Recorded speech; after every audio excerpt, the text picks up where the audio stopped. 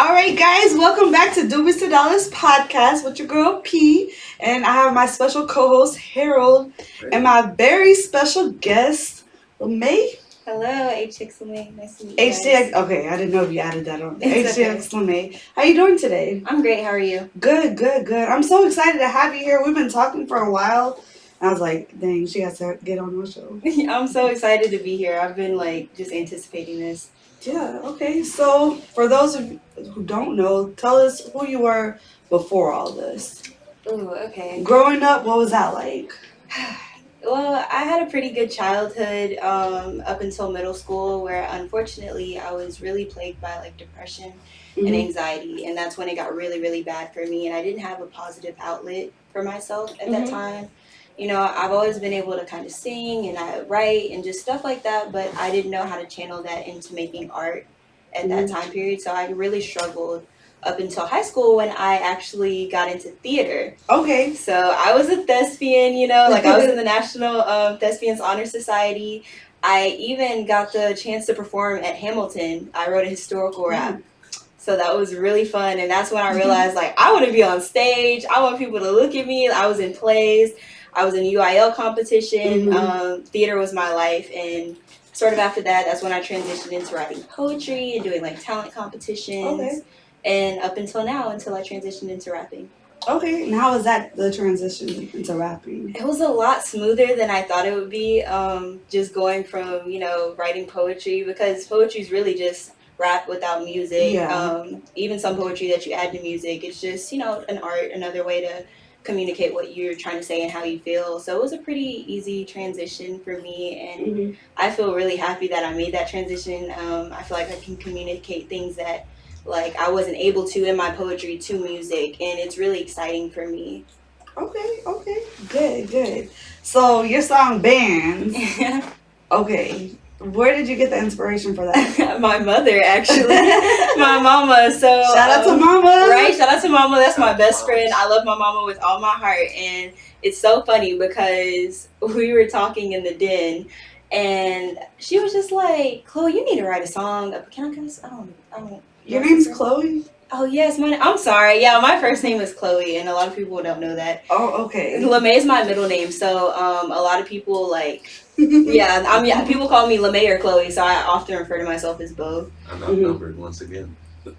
So, little backstory. I never, ever tell people my real name just because in the other industry that I'm in wasn't safe, but my real name's Chloe. Are you kidding me?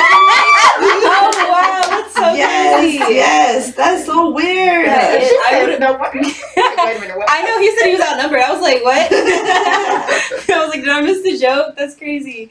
Yeah, no. That's why I was like, your name's Chloe? Okay. Yes, me and my mom, we were just sitting out there, and she's like, Chloe, you need to write a song about broke niggas. And I was like,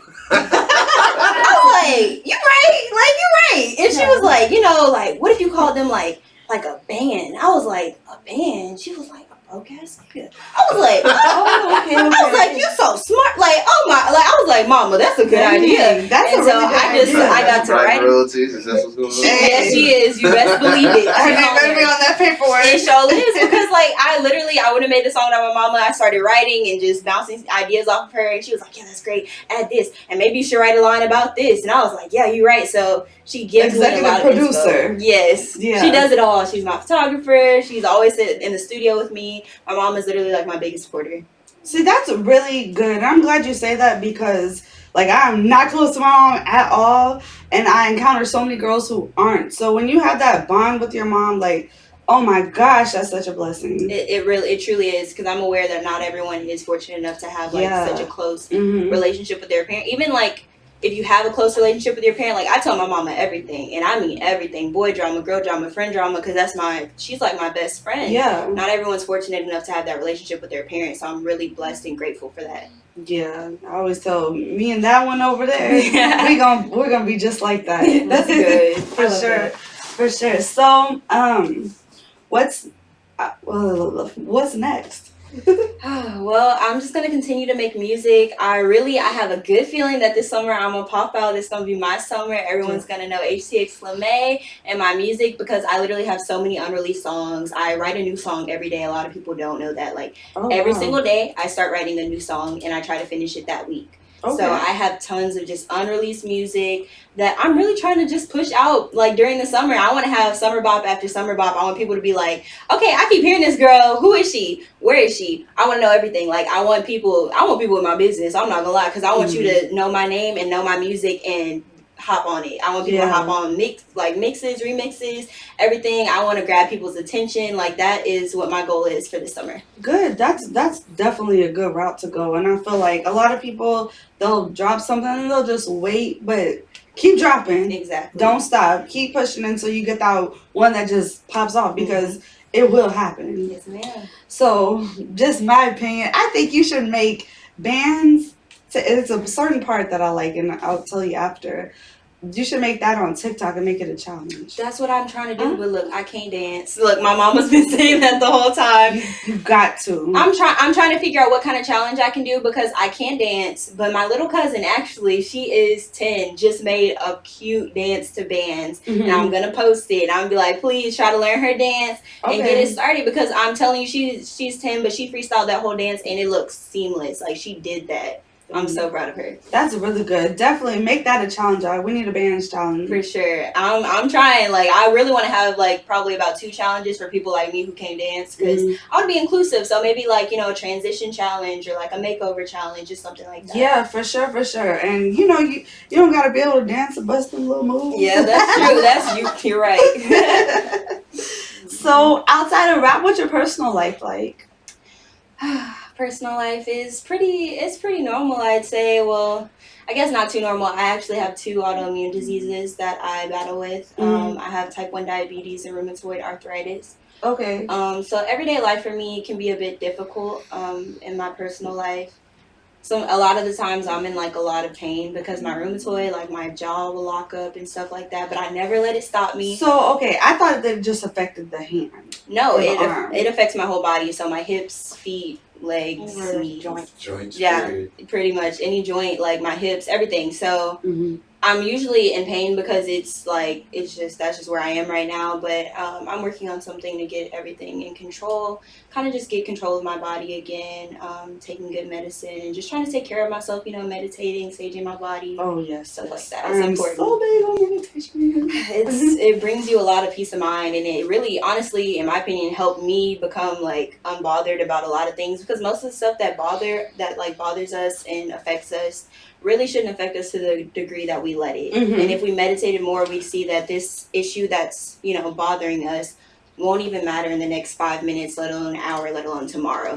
So just drop it and just move on to the next thing. Yeah, and definitely you want to keep your energy exactly clean, and good, safe. Yes, get your chakras aligned. Yes, ma'am. For Exactly. sure, for sure. So you dating? No, no, I'm not. I'm actually really focused on my music right now. I would like to date, but the more that I'm coming up with new music, I'm like, I don't have time for this. Like, what did Tiana say on The Princess and the Frog? I don't have time for that. Like, that's what she said. I feel her, because when you have a goal and you have a dream, you have to put your all into it. In a relationship, that takes 100% from you as well, because you're putting in as much as your partner is to have a good foundation, solid friendship, and I can't put that into a relationship right now. I honestly can't. That's me being honest with myself, because I'm putting that into my music. Yeah. See, that's good that you can be honest with yourself instead of getting a partner and just kind of like dragging them along and having them along for the ride. But it's work. My gosh, a relationship is so much work. I've been with my dude 7 years now. Oh, wow. And it's just, oh my gosh, a lot of work. But he's big at supporting me and all the crazy stuff I be trying to do. That's so sweet. I love that. But I'm not gonna lie, it's days where I'm just like, ugh, y'all need to go somewhere. Like, I gotta work, I gotta edit, I gotta do this. And it's just like, but you have to, like, if you have a family, you gotta, even friends too. You have a lot of friends? No, actually, I have about 3 to 4 friends, and I love them so much. My friend Kaya, she's so kind. Shout out. I actually met her recently, and she is already when they say like time shouldn't mean anything when it comes to a friendship or relationship. I honestly agree with them because I haven't known Kaya for a long time, but she's one of the most supportive friends that I've ever had. And I really, really appreciate that just for everything that I go through on a daily basis. You know, it's hard when you have autoimmune diseases, these invisible diseases, to find people that Okay, actually... so what? Break that down because I don't really know much about it. Autoimmune disease. Oh, okay. So basically, I have a lot of like antibodies in my body, and so my immune system is like on the poor side, meaning I'm like more susceptible to getting autoimmune diseases, which are just like from having like low white blood cell counts and just stuff like that. So like that's how I got diabetes. My pancreas stopped producing insulin because the cells started attacking each other. Okay. So basically, your autoimmune system starts to attack itself, and that's how you end up with autoimmune diseases. Okay. Yeah, and they're like invisible diseases most time because it's not something you can look at me and say, oh, she has diabetes. Oh, she has rheumatoid. You can't see that when you look Besides at me. the rheumatoid, is other stuff like painful as well? I'd say it can be emotionally painful because with diabetes, especially with type 1, my blood sugar fluctuates from low to high. And when it's low, I can feel disoriented and drunk and just, I feel sick and sad. Sometimes it makes me cry. And that takes a toll because once you get your blood sugar back up, you know, you eat something, you drink something sweet, you're tired. It's like almost like it ruins your day, but you have to really learn how to regain that control and say, okay, well, this happened. I have to move on. I can't let this take me out for the whole day, you know. Drink energy drink, go stretch, go for a run, do something that'll bring my energy back up and just keep it pushing. Yeah, for sure. I like talking to you the other day because my arm, like I was telling you about, I don't know, I don't want to claim anything, but I think it's more carpal tunnel, but it hurts like from here, and then sometimes I feel it all the way up to there. That's why I was asking, okay, well, what do you do for that? Because, girl. Yes, it's really painful. I'll be crying. I understand. Trust me, I understand. I'll be right there, even with my rheumatoid. Because my wrist pain is similar to that, what you would feel with like carpal tunnel. So when it's in my wrist and it's shooting up to my shoulders and stuff, like my mom has seen me like laid out crying on the floor because I'm like, this hurts. It feels like my arm is broken. Like that's how bad it gets. So I can only imagine. And I really hope that you find some solutions. And if I find some solutions or remedies, I will definitely send them your way. Please. For sure. Okay, Southern Belle from Hell. How'd you get that title? So, how'd you come up with that one? Literally, I was just laying in my bed and I was like, I want to make a song. I was mad. I don't even know what I was mad at. I was mad at the world, just past hurts and stuff. I was like, well, I've come a long way. And it actually stemmed from me reading this book. I can't even remember what it was called. But somewhere in the book it said, you know, if you aren't grateful to your exes for the lessons that they taught you, then you have not moved on and you have not forgiven them. Okay. And I was like, oh, wow, like that hit home because I was like so mad at like things that have happened to me in the past.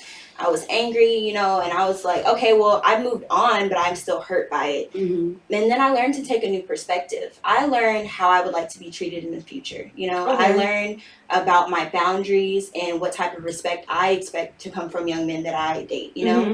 And then I said, okay, well, how can I twist this around and make it an outlet for how I feel now? And that's how I came up with Southern Belle from Hell. Because I was like, I'm the Southern Belle from Hell. I've learned the lesson. You cannot play me anymore because I have this devout love for myself. You know, I have really learned a lot about me and just loving me, spending time with me. And when you know yourself, nobody can play you because you got that gut. Your gut's like your second brain. It's going to tell you when something's wrong. You can't come to me stupid. You can't come to me crazy. You're really playing yourself. You're not going to play me. You're going to play yourself. And that's how I came up with Southern Belle from Hell. So I'm a Southern Belle. I'm from Texas. Okay, girl. Yes, so you're from Houston. Yes, I'm from Houston, Texas. How you liking it out here? I love Houston, but I'm really ready to move. I'm not going to lie. I'm more so just ready to be in a different atmosphere and just see what the world has for me. This will always be my home. And I feel like it's time for me to move around and just really spread my wings and see what I can do. Where do you want to go? Everywhere. Is that crazy? Like, I want to go everywhere. I wish I could be like a nomad. I want to go to Cali. I want to go to New York. Oh, I love New York so much. It's one of my favorite places. I want to go to Georgia, South Carolina. I just want to go, like, anywhere that I can. Okay. Yeah, for sure. Speaking of books, Harold, he's big on reading. He was actually waiting on his books to come in today. Yeah, I'm mad at the post office. I got to call him in the morning. Oh, no. But he was talking about, because we were talking about, like, depression and just having, like, suicidal thoughts and just going through all that. But what was the book she was telling us about? Just recently bought some more books. The first one I was reading was Jordan Peterson's 12 Rules of Life and Antidote to Chaos. I just Hmm. got the second part to it, called Beyond Chaos, 12 More Rules of Life. So what's that about? Well, it's kind of self-explanatory, Very but self-explanatory. yeah. But long story short, it's things that, well, not me. Let me not say things. It's lessons that we should have learned, but Mhm. it's more of like common sense things that we look over. Like the very first rule in the first book is treat yourself like you're responsible for yourself. Mhm. A lot of times people don't treat themselves like they are because you can at least name two or three friends who go Treat yourself drinking. like you're Say it again. Treat yourself like you are responsible for yourself. Oh, The same okay. TLC that you give the little one over there, you give the same TLC to yourself. Yeah. And that's funny that you say that because I have an expression that I live by, and it's be a better parent to yourself. Because it's similar to that in the way of you need to parent yourself and treat yourself as you would your child. Would you want your child to do this? Would you want your child to say these things about themselves? Would you Hmm. want your child to accept this treatment from other people? Yeah. Do you want your child to be responsible for their actions in this case? Hmm. Like stuff like that. So I like that. I'm gonna check it out. Yeah. See, I'm not a reader. It's absolutely fine. It's something that gets lost on a lot of people. Yeah, I can listen, like if it was audio. Audiobooks are also something that I Yeah. recommend to people. I need to get more into that. It's okay. It's something you really just have to find your genre. Especially, I think when you read a book, like the best time to read a book is when you're feeling down or upset because it's easy to get lost in that world and really almost feel like a vacation. Like that's what books feel like. So how do you get out when I'm sad? I don't want to be bothered. Mhm. So how do you get out of that? Like, I'm down in the dumps. I'm feeling pissed off. I'm sad. I'm crying. I'm an emotional wreck, Mhm. and to get into that. Well, see, the funny thing, it all goes back to my autoimmune diseases. I don't have the luxury of being able to really get as upset as I'd like to, because it affects my blood sugar, or sometimes I'll have a flare up of my arthritis if I'm like really, really upset. Like it's crazy. So I've had to really life has taught me, if it's taught me anything, life and my body has taught me that I need to find a proper outlet for handling these emotions. So when I feel these things taking over me, for one, no one likes to feel that way. No one likes to feel sad or depressed or Yeah. drabby. I don't like the way I feel when I do that. So I'll write down how I feel, and I use tarot cards. So sometimes I'll ask questions like, why is this happening to me, or what's the lesson in this? And then my cards are in Spanish, so I will literally look up the English definition. Like I know Mhm. what the words mean, but it doesn't come with like, oh, this is what the card means. So I'll look it Yeah. up, and then I'll journal a bit. I'll sage myself, and I try to do something fun. Like I'll put on some music and I'll dance to it. Something that even if I don't want to do it in that moment, it's important to force yourself to do things sometimes, because just because you don't want to do something, it still might be good for you to do it and good for Mhm. yourself. And that all goes back to being a better parent to yourself. You're not going to want to do everything that you need to do, but sometimes you have to do it for your own sake and your own happiness, which is important. Yeah. Oh my gosh, you hit a gem right there. That's so right. I wish I would have gotten that earlier. Mhm. Let's say get in my 30s and realizing that Mhm. that would have helped. I'm just fortunate again to have a good teacher. Yeah, that's definitely. When is your mom's birthday? What's her sign? She is an Aries. Aries and She's Gemini. she's a March Aries. Okay, okay. Yes, so we definitely like Kaya's also an Aries, so we literally like I apparently get along with Aries really well, which is so Okay. funny. Like sometimes we bump heads, but most of the time, like me and Aries get along really, really well. That's good. I like Geminis, and a lot of people don't. Yeah. But I think Sagittarius and Geminis Mhm. make great friends, lovers, like all For kinds sure. of stuff for sure. I agree. So, anything else you want to tell Doobies to Dollars? Please stream Bands, okay? Because this song, don't sleep on it. I'm telling y'all, we all know a band. That's it. We know a band. We know a nigga who's broke. We know a guy who's, trying to fake flex and act like something he's not. But he has his hand out to his baby mama, to his girlfriend saying, can I have $40? You all get that text talking about, oh, can I hold $40? Let me hold this. Let me hold that. fake flexing in the club when he know he got his stuff from City Trends. Like we all know somebody who acts like that. Even if he's not in your life currently, you can think of one person that crosses your mind that's a Banz. So stream Banz on all platforms. So somebody that's dealing with a band right now, what kind of advice you give them to get themselves out that situation? Because these ladies need some help. Oh, you are not wrong. Okay, come get this sweet tea because look. Oh, my Southern Belle, that sweet tea, ma'am. spill it. Okay, so you need to respect yourself. That's number one. Respect yourself, respect your time and your energy. You're putting in energy and most likely money and time into somebody who probably wouldn't do the same for you if they were in that position. You have to really look at yourself and have an honest conversation with yourself. Is this what I want for my future? Is this what I want to move forward with? Is this someone I want to start, to try to build a foundation with, a family? Whatever your end goal may be, can you really see yourself in a position with that person? If not, you need to drop him. Do what's best for you. It's not, everything is easier said than done, but do what's best for yourself, love yourself, and put yourself first, and make the right decision and leave. It will be okay, and the person that's for you will be for you, and nothing is going to separate y'all. So if that person is really, really meant for you and they're just down bad right now, which you should know, they'll always make their way back into your life and not in a toxic manner. Yeah, I agree with that. So I didn't know you did tarot cards. I have this app on my phone. I don't actually have a deck, but I really love the app that I use because I feel it really resonates with me. And I talk to my spirit guides. Are you into that? Yeah, I am. Okay. Did you find out who your spirit guides were? No, I more so talk to my ancestors because I haven't discovered who my spirit guides are. So I'm really big on speaking to my ancestors, just people that I know that's big. When you talk to your ancestors, they say, people from 100 years ago or whatever. When I say talking to my ancestors, I'm talking about people that I know that are walking this earth that had good intentions for me, because just because someone's your ancestor does not mean that their intentions are good. So when you're reaching out to these entities, make sure that you're really sure that this is a positive being, because just like on earth, someone is always praying for your downfall. Make sure that you're talking to the right being and that it's filled with love and light. Yeah. Any good advice on telling someone how to connect with theirs? Do you do it through writing? I do it through writing. Okay. So I mostly ask questions again to my deck. So they always say when you get a tarot deck, make sure that you build a personal relationship with it. So you need to maybe sleep with the deck. Make sure you sage the deck before each use. Sage it before you put it in your bed with you. Sleep with it. Talk to the deck. Really build a relationship with your deck so that it can get to know you, so that you can build a proper form of communication. Because when I'm talking to the deck, I feel like I'm talking to my spirit guides, even though I haven't been able to identify them. That's who's giving me the feedback that I need. Yeah, for sure. So just really establish a connection with your deck, and be safe when you do it. Make sure you sage and to keep all negative energy out. What crystals do you work with?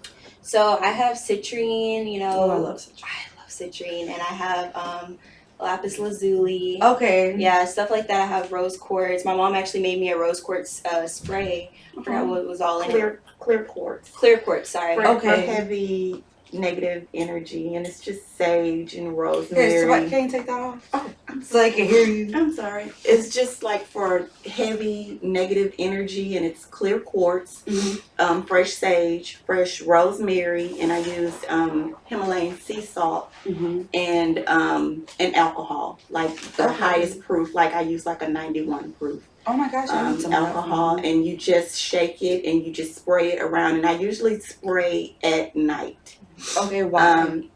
Because we have a lot of interruptions at night in our home for some reason, and I've actually put a curtain up. I'm kind of into feng shui too. Okay. So her bedroom door faces the bathroom door, there's a hallway, and that's a really big no-no, and it can cause illness, and it can cause all types of things that she's been exhibiting. And so once we put the curtain up and kind of did the spray, things are starting to kind of let up. But so that's why I generally do it at night, because all the kids' room are one side, and so on that side it's a lot of something goes on at night and they just can't really sleep. So when I spray that spray, it kind of lifts the energy, and I'm seeing everybody fresher in the morning. They're resting, they're feeling better, they're not having the interrupted sleep at night. Okay, so when you say that, is it spirits interrupted or what's interrupting? In my opinion, I'm thinking it's something spiritual, something there that's kind of heavy, And that's what made me like make the spray to kind of lift those heavy energies. We have experienced a lot of death and sickness recently in our family. And I think that a lot of times the spiritual energy comes to us for whatever reason. Kind of always shows up. Like she's had instances where someone has sat on her bed, like And you can hear the bed. you can like, kind of see what's going on. Yeah. So it's a lot of spiritual activity that goes on. Okay. So that was the initial reason why I made it, and because like everybody needs to sleep.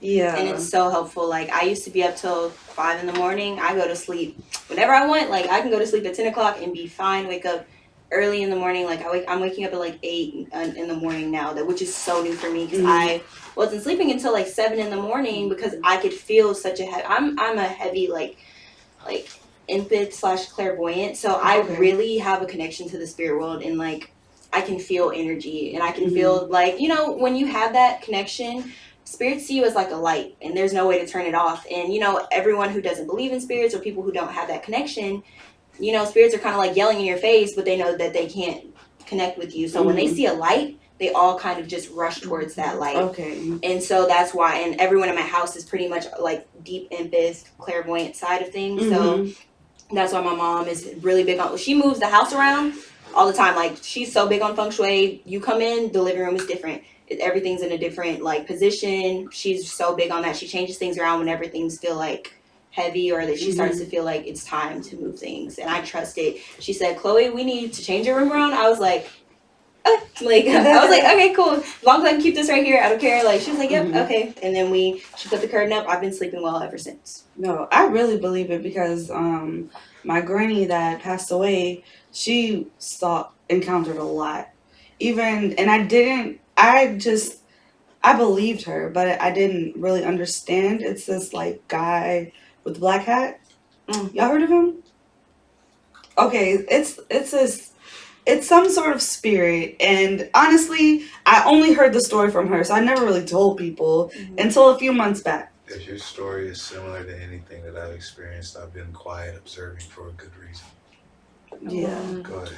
Okay, so it's this guy that he's a negative spirit. He has what are those hats called? A top hat. Farmer's brim hat. No. A fedora. Fedora. Yes. He wears a black fedora, and a lot of people. Actually, I was watching another podcast. Somebody was talking about it, and I was like, "Dang, like that's the same exact story my granny was telling me since I was a kid." And then I looked it up, and it's like an actual figure that presents itself. Yeah, she was playing her piano one day, and she said she kept seeing something down the hallway. So she looked, nothing was there. So she went back to playing. She had like 7 kids. All of them were at school at the time. She said, so finally she was getting annoyed because she just wanted to know like what it was. So she said she just kept looking out the corner of her eye, saw him coming closer, playing her piano. He touched her on the shoulder. She looked back, nothing was there. She said she ran out the house. But, you know, back in the day, they really couldn't explain. Like, they probably thought she was crazy because she encountered a lot of spirits. And I believed her, but then I really believed it when I heard about it more. So, I don't know. That's just one experience that I know of that actually happened. My mom has been telling me like a similar like story my whole life. That's why I've been sitting here, I've been looking, I've been like, oh my gosh. Well, the experience that I have with the man, I don't know who the man is, but he's not a negative energy. He's a very strong, protective energy, and he's always like somewhere behind me. Like we used to have stairs in the back by my room, and when I would walk down, he'd be at the top, and when I'd be at the top, he'd be at the bottom. Like just kind of like, but I never felt afraid or scared. I always just felt protected. Okay. Because it was never anything that made me feel like scared or uncomfortable. I always felt like protected. Okay. And I never really even talked to, I just told my kids about it. Like I didn't really talk to anyone else about it, but that was when I was a child. And it's like, whoever he is, he's a protector because he's always wherever we are, he's there. Oh, wow. Yeah. It's really interesting. Yeah, that is. I could listen all Right, day. just I don't want to talk Spooky on the side, but going back on you, my grandma has the same thing. She probably doesn't have it now because I was actually going to ask after this if you sell that spray. Because I think that's why I had to leave my grandma's house. It was way too much negative stuff going on right after my grandpa passed. But she was having that, oh, well, I feel like it's somebody watching me, but I don't feel scared. She told me that's just your guardian angel. So I was like, okay, well, I wonder where mine is. It was just not there for me because there was so much negativity in that house. Yeah, and I mean, sometimes like you have to think about objects as well. Things like family heirlooms and even pieces of furniture that are handed down. Because I told my kids, I was like, my grandmother passed away, and I had these 2 items from her that was like, just like, if you saw this, you knew where it came from, like these, pieces of furniture. And when I thought about it, and I kept, all this negative energy was surrounding this one piece of furniture, and I was like, you know what, I'm gonna put this out. I don't want it in the house, because it's a lot of negativity attached to this piece of furniture. Like, it was glass, and the glass was always broken because somebody was fighting or something. Like, it was always having repairs done on this one piece of furniture. And I said, I think this piece of furniture just has like negativity just surrounding it, so I'm gonna put it out. Like, my whole family was like pissed with me, and I said, well, I'm sorry that y'all feel that way, because nobody really wanted it, but they wanted to keep it in the family. Oh, okay. And I was like, no. And once I put it out, things cleared up. It's like you have to watch not only like spirits and energies that get attached to certain objects. That's why when you go out shopping and you go to flea markets and you do all this type of stuff, you have to be careful and really just kind of scan yourself when you're dealing with these different things, because energy's attached to objects. Yeah, you brought up a really good point. I never thought about that. I always like wash my crystals and stuff, especially if I have someone else touch it. But I didn't think like, okay, if I'm just in Forever 21 shopping or something, the previous girl touching this, so you just don't know what kind of energy. Yeah, you just have to be very aware. Especially of your body and stuff. If you notice when you start to feel sick or queasy or anything, like, I'm always in this room. Whenever I'm in this room, I feel like my stomach hurt or my head starts hurting. Or whenever I'm around this particular like glass like this, just really pay attention to how you feel. Always do a self-check. That'll help you, scan what is for you and what you should probably take out of your life.